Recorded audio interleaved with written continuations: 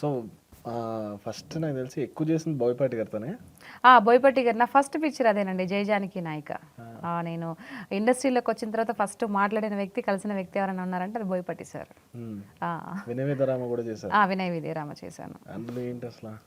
వినయ్ విజయరామలో అది అక్కడ రాజస్థాన్ సైడ్ ఒక అక్కడ ఉండే ఇదిలో ఒక ఇద్దరు ముగ్గురులో మెయిన్ ఒక క్యారెక్టర్, ఒక రోల్. అలా ప్రతిసారి మీకు పెళ్లి చేస్తున్నారా బోయపాటి గారు? అంటే ఆ టైంకి ఉంటే ఇస్తారండి, లేకపోతే ఇవ్వలేరు కదా.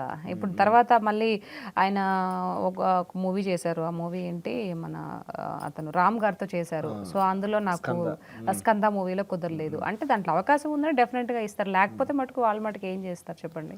ఇప్పుడు అఖండలో చేశారు కదా, మరి అఖండ 2లో ఏముందా? అది తెలీదండి. అంటే నేను ఆఫీస్కి వెళ్ళొచ్చాను కానీ, బట్ చెప్తామన్నారు. అంటే ఏంటి అనేది కన్ఫామ్ లేదు, కన్ఫామ్గా ఉంటుందని ఏం చెప్పలేదు. ఒకవేళ ఉంటే కనుక చెప్తాంలేమ్మా అన్నారు, సారే అన్నారు. ఏదన్నా ఉంటే కాల్ చేస్తారు, ఆఫీస్ నుంచి కాల్ వస్తుంది.